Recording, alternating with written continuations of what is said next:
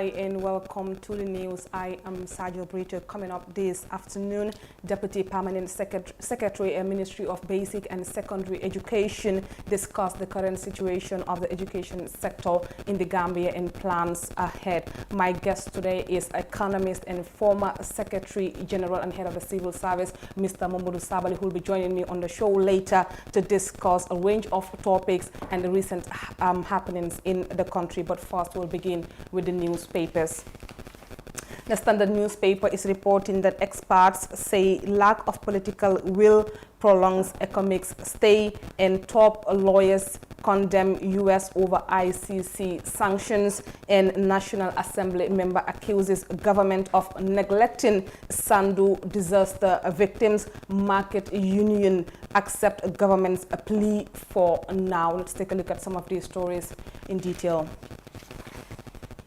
Experts say lack of political will prolongs economic stay in the country. In the wake of the recent request by the Gambia government for the West African troops economic to stay until 2021, the Standard has been talking to security experts and politicians about the matter.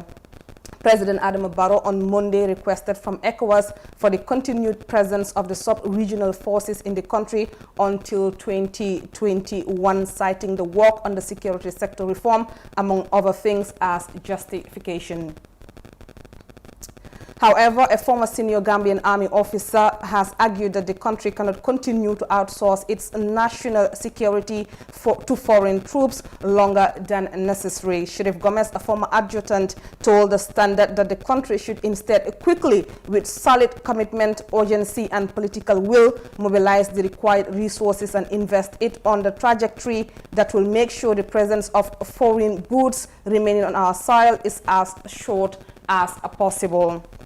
Top lawyer condemns the United States over ICC sanctions. Gambian politician and lawyer Mai Ahmad Fati has joined Nigerian lawyer Femi Falana to condemn the United States' decision to sanction the International Criminal Court's prosecutor Fatou Bensouda. Last week, U.S. Secretary of State Mike Pompeo told reporters that the Trump administration was leveling sanctions on ICC chief prosecutor and one of her top aides. Pompeo also announced the U.S. decision to freeze the assets of the top ICC officials.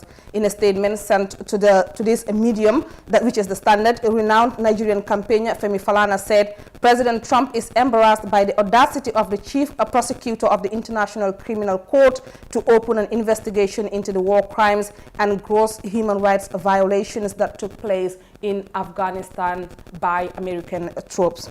National Assembly member accuses government of neglecting Sandu disaster victims. The National Assembly member for Sandu, Mohammed Marena, has expressed frustration over the government's lack of action to assist disaster victims in his constituency. A recent windstorm in the area affected over 500 people in 200 households. The residents of the area are also battling with water shortage. He was quoted as saying, "This is unacceptable. The government should do something now to address this crisis. We cannot continue to neglect our citizens to suffer," he argued. He said the government should engage the National Disaster Management Agency to make assessments in areas affected by the windstorm and support victims who are in serious need of assistance.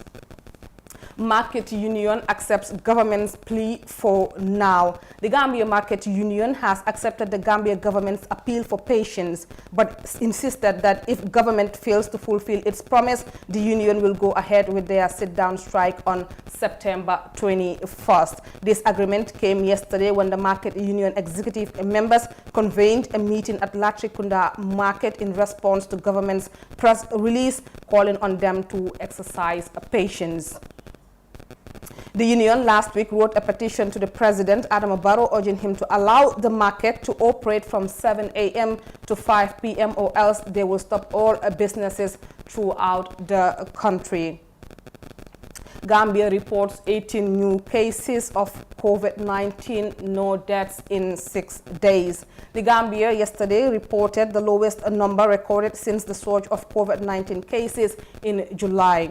According to Situation Report, the 18 new cases with no death took the total number of confirmed cases in the country to 3,292 cases. There were no deaths recorded for 6 days, as the number of deaths still stand at 99 since Friday. And the last story on Standard: driver convicted for killing girl aged 6. Chief Magistrate Omar Cham of Brikama Magistrates Court yesterday convicted and sentenced Ablai Kamara, a driver, to a fine of 50,000 Gambian dollars in default to serve 1 year imprisonment with hard labor. The trial magistrate also suspended the convict from driving for 18 months and also ordered him to pay $250,000 in compensation to the victim's family. The magistrate found him guilty of rash or negligent act causing death of one Mariama Jabang, a 6-year-old girl in Brikama. That's it for the Standard newspaper. Let's take a look at what the Point is saying. Senegalese gendarmerie arrested with firearm, suspected cannabis, and GRA collects $3 billion in 5 months, which is revenue, of course. And then government to give seed money to Gambians to create traveling companies. Let's take a look at some of these stories.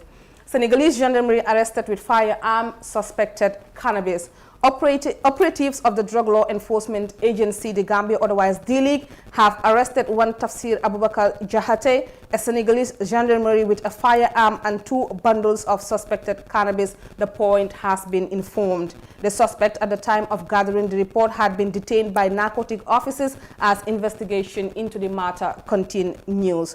GRA collects $3 billion revenue in 5 months. The Commissioner General of the Gambia Revenue Authority has disclosed that despite the hardship inflicted by the coronavirus disease, GRA collected $3 billion in 3 months, representing an average of $1 billion from January to March 2020. Yankuba Dabo made this disclosure in an exclusive interview with Peter Gomez. The GRA boss described the COVID-19 pandemic as one of the most destructive health emergencies that hit the region, and its negative impact is beyond health as it touches all sectors of development. And of course, Tourism Minister said government to give seed money to Gambians to create traveling companies. As Destination Gambia almost completes its final decision to resume the tourism session in October for the winter tourism season 2020-2021, the Minister of Tourism and Culture has disclosed, among other plans, to give seed money to young Gambians to create traveling companies. Answering questions on some issues regarding the industry, Minister Ahmad N.K. Ba, in an interview, disclosed, among other things, that the Ministry of Tourism and Culture is reforming the Gambia Tourism Board, as well as mulling on giving seed money to young Gambians to be self-employed. That's it for the newspapers. Let's go for a break, and when we come back, we'll be joined by our special guest. Stay tuned.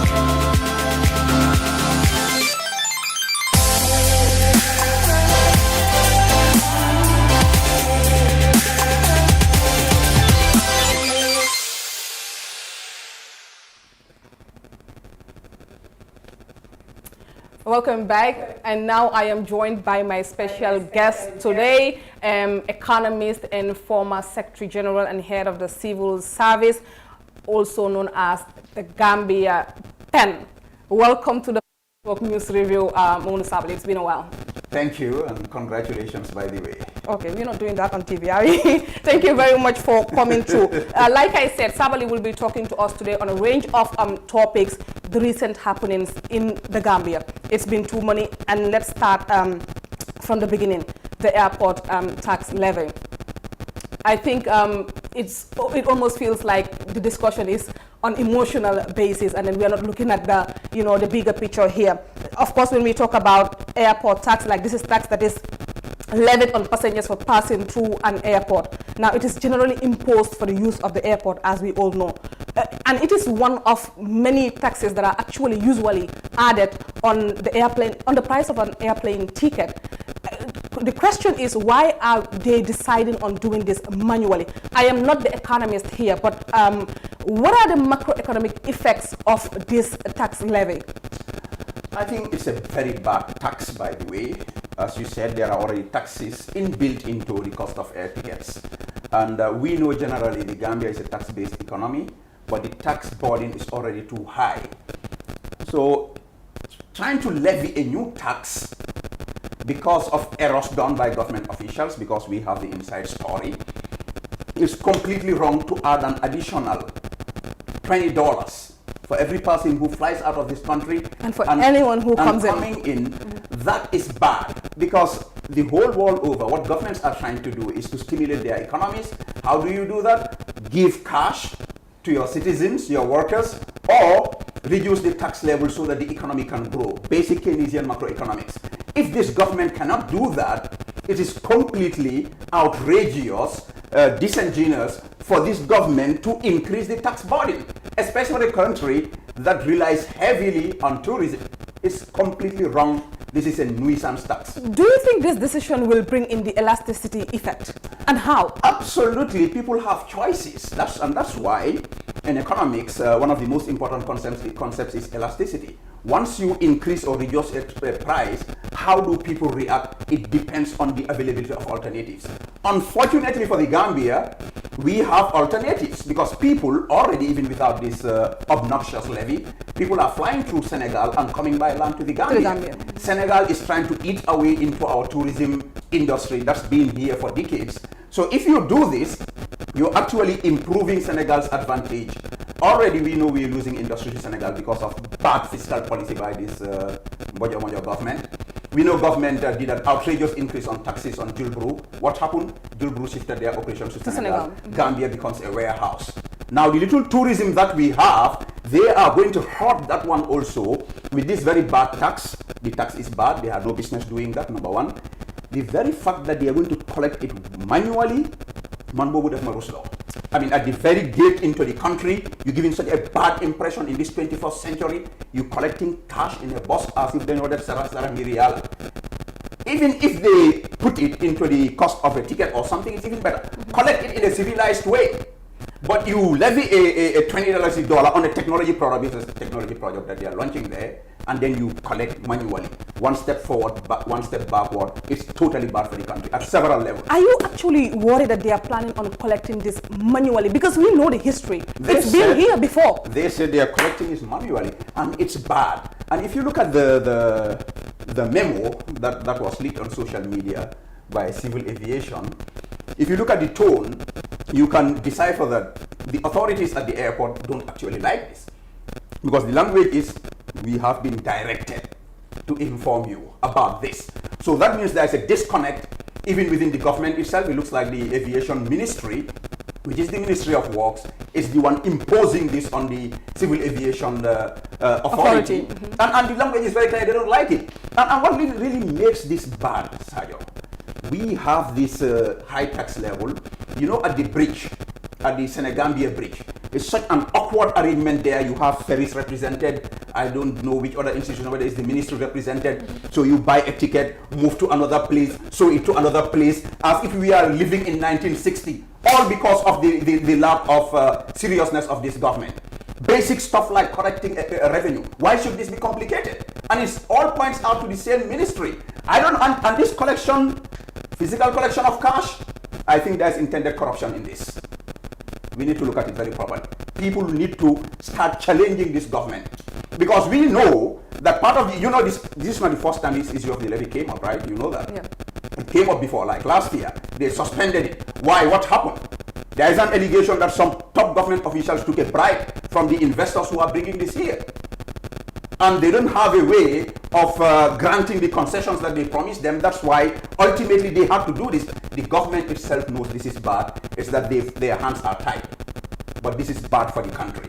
Whatever it took They should have stopped this, squashed this, find a way of compensating whoever you promise concessions, but don't make life more difficult for Gambians, especially diasporas. A Gambian coming for holiday here is going to be taxed $2,000 is for what? It's completely unacceptable. And like you said, like tourism is one of the huge sectors where a lot of Gambians earn their income from. Yes. Do you think there should be a reaction from the players in the tourism industry? You know, Sayo, the point is Gambians are too docile, definitely. I just read that the market vendors just conceded to government for making life difficult for them. The price of Bonga fish charlo was just $25 last week. You cutting the people's time that they need to go and fend for themselves by half, and prices are going up and people are making concessions. I mean, I was so angry last week when I heard that Hamad Ba is bragging that they're giving each worker in the tourism industry $50 after closing down a season for 6 months. And that money is not even coming from government, it's coming from UN. When this same government is telling us they sold their IMS assets for $1 billion, what's happened to the $1 billion? We don't know where it is. People are suffering here, from the victims to the people suffering from this COVID. Out of that $1 billion, what did they do? Bart Kamidu gave $100 million to his friends at Alpha Capital, and Gambians are sitting down as if nothing is happening. The tourism sector is going to suffer. I think the people working in this industry need to organize themselves and march to State House and ask Adama Barrow for better policy. This is wrong. But why is the ministry itself being silent on this? They know the impact of tourism in this country. Well, they don't care. That's the facts. In fact, most of the top officials in this government don't care about whether their sector is moving or not. All they care about is what's going to come inside their pocket through bribery and other shady deals. That's it. We've all heard about all the noise from GT Bob. Their boss was just jettisoned out of his office like that. I think Gambians, you sitting down on a time bomb. This government is deliberately destroying this economy. By the time you wake up to this and react to it will be too late. Take it from me. But how are they destroying the economy? But this is the same government that tells us the economy of the country has grown by this percent through the help of the IMF, actually. It's called lip service. The government is just paying lip service, and the IMF is a politicized institution. I know that very well. But what I am saying is, your tourism season, I mean, just the COVID is bad enough for tourism. We know definitely tourist numbers are going to come down. Oh, absolutely. Tourists themselves who are coming, their economies are better. They're not going to spend. You impose an extra tax, you're definitely going to see a reduction in the number of people coming into the country. So this, they already predicted, despite all their political numbers. I just read from the Central Bank's Monetary Policy Committee press release that they predicting actually a slowdown in the economy by minus 1.2%. So it's already happening. And you know what's bad? What does that mean for the country? Well, when GDP goes, the GDP is the cake that we all share. Fatu Network is part of that business. AfriCell is, QCell is. Everybody is operating in the economy. If it is small, you get a smaller size of the cake. Basic. But then normally what happens, it affects the poor and vulnerable communities more. You know, they're giving the people in the industry like $50 each. The same ministry is saying they're going to give money to the hoteliers. If you look at the amount they're going to give these hoteliers, it will be way above, thousands more than what they are giving the ordinary people. And that's why I'm telling Gambians, market vendors, good step, tourism industry, organize yourselves and fight for your rights. That's the moment we've reached now. But because this economy is going on a nosedive. Nobody can stop it. And it's mainly because of bad policy by this government. And should this one be actually scrapped, this airport levy? No, absolutely, it should be scrapped. And they know it. Why didn't they implement it straight off from last year? They were delaying it. I think what happened, they thought they could stop it, but finally found out maybe the investors who brought in this equipment are pushing them, because if you take money from an investor, you promise him something, it's not happening, at some point you have to do something. Otherwise, you'll be exposed. But this is really, really a very bad levy. And I think government, even if it means going to levy a tax elsewhere, that is better than affecting our tourism industry negatively, squeezing money out of the hands of our diasporas who will be coming in and out, and making the country look bad by putting, Potisara, Sibir Airport. It's very bad for us. I think that airport levy topic has been exhausted like in the right way. Now let's move to another hot topic that's been, on the social media and everything. The issue of Iso Williams and Ibrahim Asila, who is the Minister of Information and Communication Infrastructure. Saps, what's your take on that? Well, I'm not surprised. I'm not impressed. I'm not even bothered. You know, Gambians, we need to be fair and sincere in our nation building process. This is not the first time Ibrahim Asila is censoring the media. Ibrahim Asila kicked out Gis out of GRTS. At the time, some people were clapping for him. Unfortunately, the same people who were clapping for him are some of the people complaining now that he's censoring QTV. But he has vehemently denied the allegation that he had a hand in it. What else will we do? What is Ibrahim Asila's job? He's the government's chief propaganda officer. He will deny it. I mean, looking at those views on that YouTube channel, it looks like it was pulled down and then put up again. So, I mean, it's nothing new, but it's about time. Gambians should not wait to see whether it's Sadio Brito who is censored or Mamadou Sabali or X. Censorship is bad. Ibrahim Asila has been doing it. Bifilu S, Sigis Lakostate, and he's doing it in several ways. A couple of days back, an interview of mine was played on GRTS. It created a big row there. They said, why should they play my interview on GRTS? Because I'm speaking and promoting UDP. And who is in charge of GRTS is directly under Ibrahim Asila. It's nothing new. I believe he's guilty of it. And he should stop it. Because he's behaving like the dictator that he was criticizing 4 or 5 years ago. It's wrong. Why do you say the GRTS is directly under Ibrahim Asila? I mean, Abdul Toure is the man in charge. Who is his minister? Every government institution reports to a minister. So you actually think that Ibrahim Asila still has a hand in micromanaging? I know that Ibrahim Asila has his hand in how GRTS is being run. I know it. I'm not thinking. I know what's happening in this government. Even at State House, I know what's happening there. Actually, one of the comments that Iso made was that freedom of the press is finally in jeopardy in this country. You know, sometimes people say the freedom of the press is under threat in this country. What do you think? I think it is. I think actually it started off with self-censorship. And the media, some of these media houses should be ashamed of themselves. I think QTV started this. In your case was one such issue. They censored you and you could not take it, you left. So if you start censoring yourself, you are giving a green light to government to come and invade your house. So look, we have to understand that we are building a nation. No matter what the setbacks are in this transition, we still want to move forward as a nation. And we should be able to have decent and sincere conversations about what's happening in this country, regardless of who is at the receiving end. And even those in government should just be careful. I mean, these are part of the things that actually strengthened a democracy. It's supposed to be, but really, and it's not just media, even business operators have started playing very coy because they feel that if you seem to be associated with it. I know a particular businessman whose businesses are being directly attacked by State House. And he doesn't have a choice now. He's even scrambling, trying to shift part of his operations to Guinea-Bissau. But this was not why they fought for a change. That's war. Why would a government go so far in fighting a business? Well, I'm sure they're even doing worse than that, but it just, it's sad. I said this at the change of government. I have a businessman friend. I told him, look, you are going to need the very same strategies you used to survive in the IMS government that you would need to survive this in this government, and that's what's happening. What was the strategy? Attach yourself to government? Well, even if you are not supporting government, you pretend to be supporting them and detach yourself from I know business people who support opposition parties here. Some of them, when they are visiting, they go at night because they don't want Barrow or his SIS to know that they have any association with people in the opposition. But this is very bad for any government, not but talk less of a transition government that attacked and criticized and vilified a government they called a dictatorship for more than 22 years. It's too sad. At least you have 5 years, Robert. It's wrong. And now talking about government, we've seen the papers. It seems like Barrow is asking the Economic Union of African States to actually, allow ECOMIC to prolong their stay in the country. What's your take on that? Well, it just shows the shortcomings and the failures of the Barrow administration. It is very sad if a government that came to power on a popular vote cannot trust her own citizens to provide security for her, and they have to depend on a foreign force. As far as I'm concerned, ECOMIC is no longer a peacekeeping or intervention force.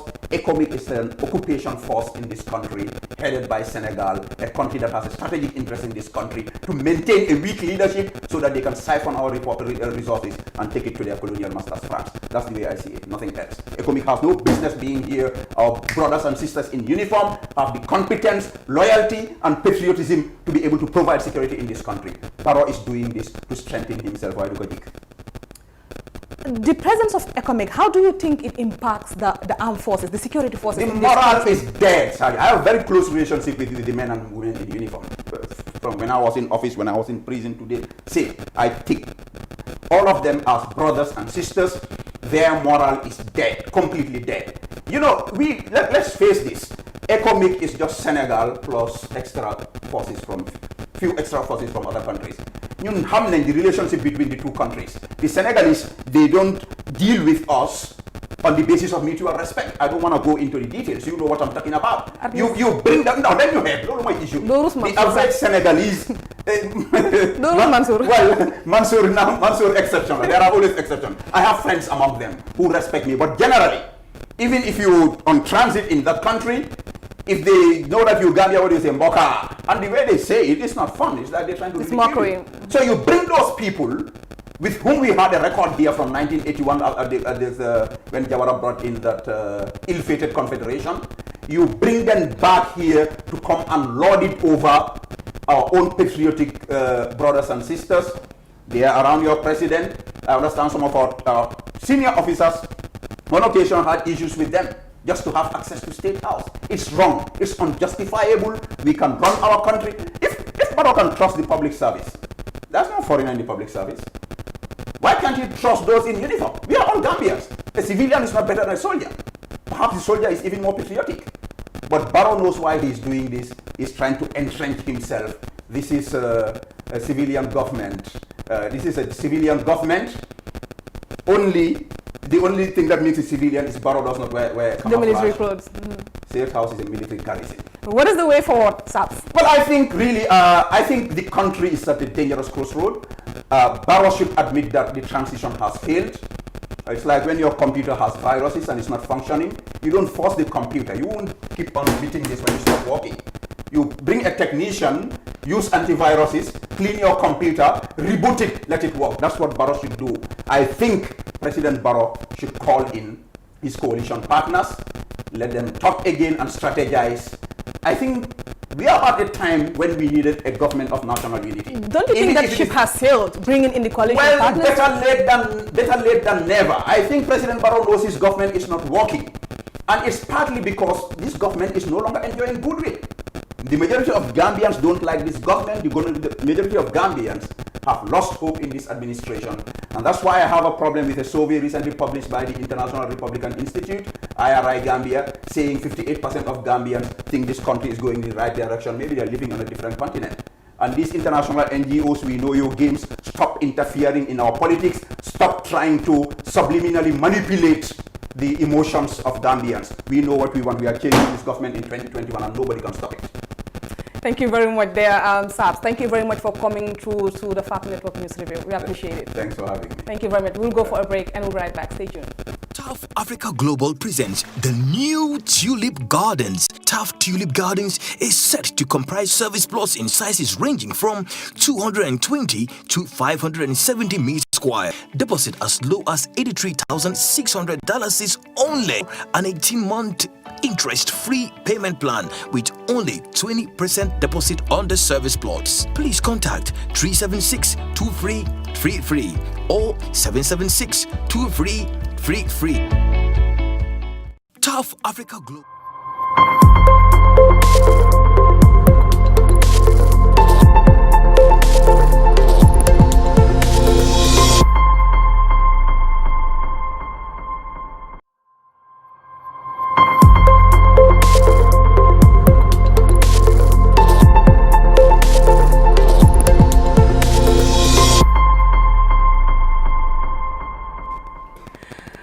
welcome back. And now the Deputy Permanent Secretary, Ministry of Basic and Secondary Education, discussed the current situation of the education sector in the country and the plans ahead as the coronavirus pandemic hits hard. Let's take a look at this interview by Jaka Sise Jaita, which will take us right to the end of this program. Thank you very much for watching, and bye from me.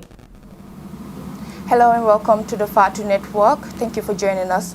Today we're here at the Ministry of Basic and Secondary Education, and joining us I have the Deputy PS, Mr. Adama Jimba Job. Mr. Adama, good morning. Good morning, ma'am. Today we'll be talking about the current situation of the educational system in the Gambia, and as well as their plans for the upcoming academic year. Mr. Job, the educational sector of the Gambia is no exception compared to other departments, other sectors when it comes to the coronavirus pandemic. Can you please tell us briefly how the sector is at this moment? I would say, as you alluded to, first of all, let me say good morning to our viewers, and thank you for finding time to come to Dr. Rost. And as I always said, we as a sector are not hiding anything. People can always come to us at any time, and we'll be more than willing to disclose whatever we're doing. That notwithstanding, I would totally concur with you when you talked about education system is not an exception as far as COVID-19 is concerned. And I always said we are the most heated sector as far as the effect or the impact of COVID-19 is concerned, because we have the biggest number of personnel and students, as far as the population is concerned.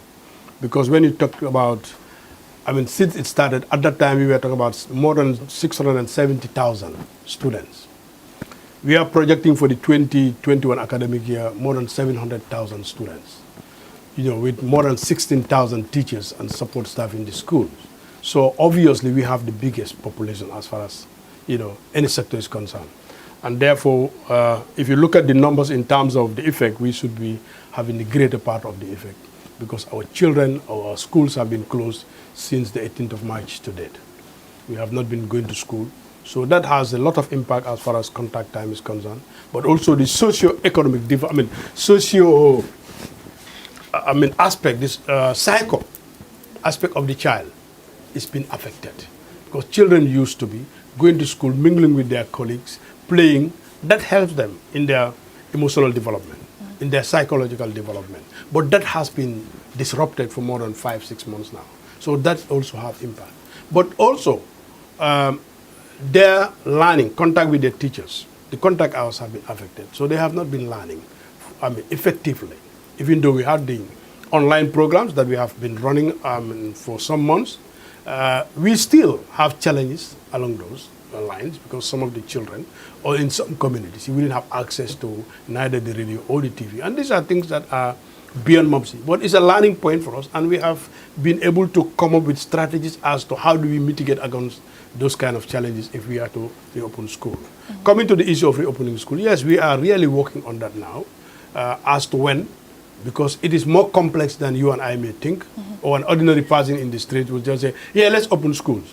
But if you look at the difficulties that we are faced as a sector, but any difficult situation, we must look for an answer. And we are working on getting an answer to those challenges. But for those challenges to be resolved or to mitigate against, we need the support of everybody, not only government.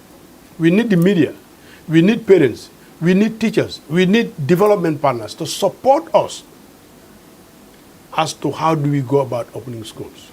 Because if we are to respect the guidelines, if we are to respect the protocols as pronounced by WHO or the Ministry of Health, our class sizes has to be downsized, particularly in the urban area. In the rural area, some schools may not be affected because their populations are not many. But you will see in some of our schools, just one stream is about 3 schools up country. Let's take Bundung, for example. Bundung Annex. In grade 1, you have more than 60 or 60. Let's take on average 60 children. That is equivalent to almost a school up country. So then, that very class, if you are to maintain the social distancing, you need to split it.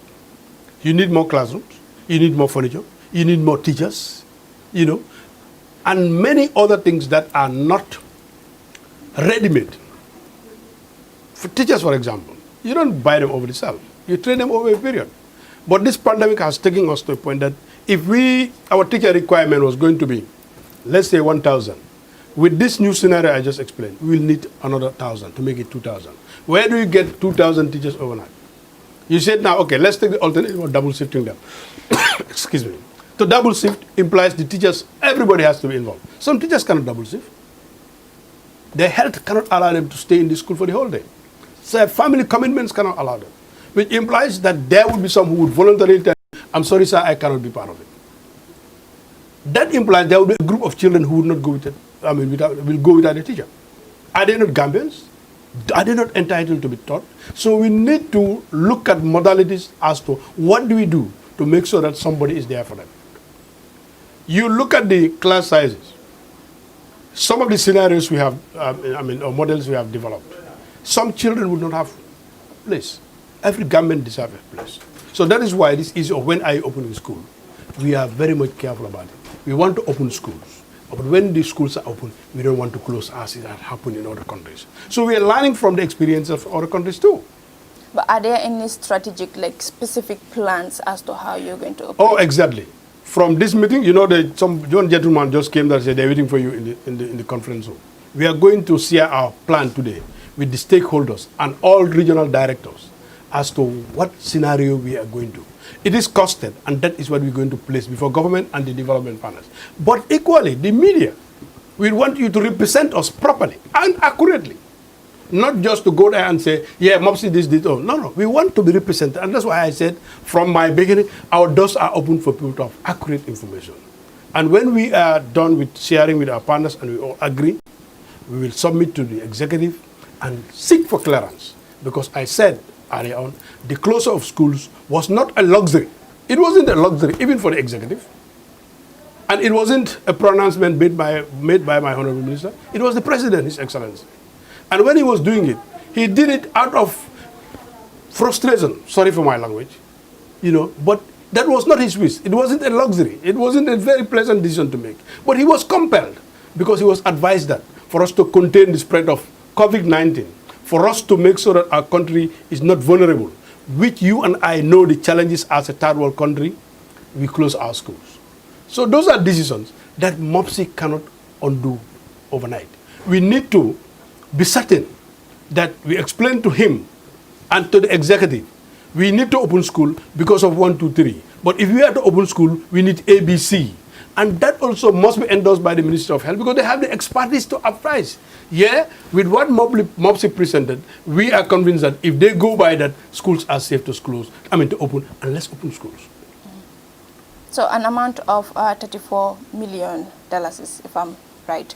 That is very small. Okay, was used. We want to know how those funds were utilized and the radio and TV lectures tutoring that was going on. How effective? Was there any survey that was carried out to consider the fact of how many people benefited and how effective that plan was? And if so, is that the same plan or the same approach you're trying to use when school resumes?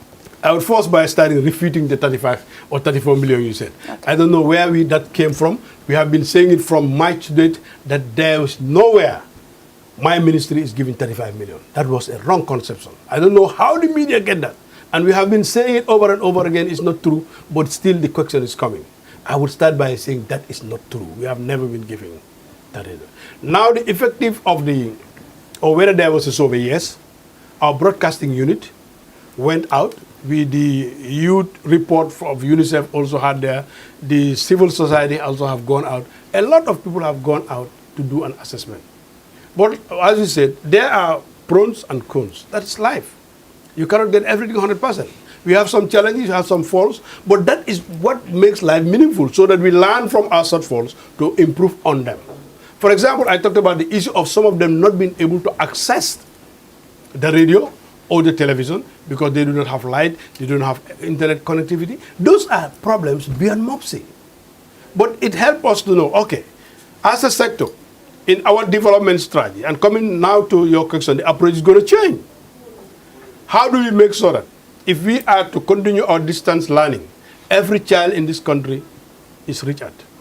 We are coming with some radio stations in our regions. Our TV is already on, you are aware. so that the radio station in Combo will link up with all the radio stations up country. The program that is going on, everybody will be part of it. So we make sure that our children, whether they're in Bolibana, or whether they're in Makamasire, or whether they're in Katong, will get access to the program. The mode will automatically change. Because like I said, we are confronted with a lot of challenges. A teacher who was handling 60 kids in a class is now going to handle 30. It's a lesser number. But who was working from 8 to 2 now have to work up to 6 o'clock or beyond 6. So he needs some support. He needs some training. We need to reorient the teachers, as to how to. And these are some of the things we already started doing. So that if we open school, our teachers will be au fait with what methodology to use. The radio programs and the TV programs will continue, because I talked about our radio station, personal to MOPSI. I'm not talking about Fati Network. No, we're talking about MOPSI TV, MOPSI radio stations. And that is what we're going to be using for the online. But the teachers will be oriented. We're thinking about how do we get internet, which is a challenge, so that children can be online in their schools. But not only on offline. We're also engaging with some people that are developing content from grade 1 to 12. And children can be offline. That is why, if, for example, we're alternating the school days, Monday, Tuesday, grade 1 and 2, Wednesday, Thursday, 3 and 4, Friday, 5 and 6. The days that your child is not going, we expect that they will use those offline materials, but you as a parent need to supervise. And that is why we started desensitization, for the parents to understand what we will be coming up with, and they will buy into it and be prepared to support it for the effectiveness and also for the benefit of the children. Because, you will agree with me, you can take a horse to the pool, but you cannot force it. We have invested a lot of money on those online programs. But some people never wanted to go and do with them. What can we do? We cannot go around. I'm not a police officer to go into the streets and say, everybody go into the house. Even the police officer, Inspector General of Police cannot do that. It is we, the parents, you and I, who have kids, to ensure that our kids are at home. If you wait until 6 o'clock in the evening, when this Joy Prime, some of those soaps, all the children have their eyes pasted on the screen, because that interests them. But just change it to an educational program. You see them all moving out. Like on Sundays, when I don't go to work, I try to see what is happening with my children. When they are looking at these programs, everybody is sitting down, watching. But if I say, can you switch it to QTV or GRTS, because I learned that the maths class is starting by 11. They will do it because I'm there. But then, give them 5-10 minutes, they will all withdraw and get into their rooms or are outside playing football. As a parent, it is my responsibility to call them back to say, come and sit down. The interest you have in watching this, so you must have that interest to learn. And that is why we need the parents. And that is what is making our opening of school complex, but inshallah we'll do it. There have been rumors circulating on social media that students might not be promoted to another grade. They would have to stay back. How true is that? That is not true.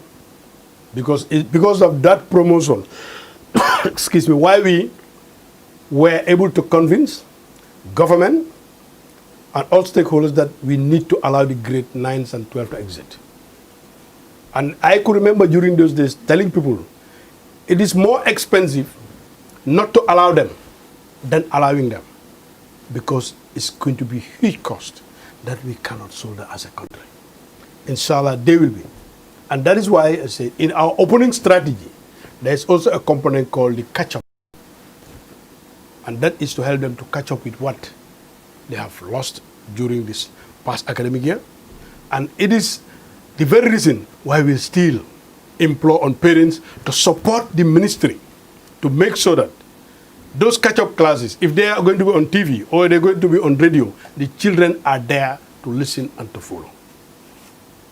We alone cannot do it. We all have to accept that it's a global problem. We are affected as a country, and as a country, we must come together, regardless of what you believe or where you belong to, that see Gambia for tomorrow, and Gambia's tomorrow relies heavily, or entirely if you want, on our children.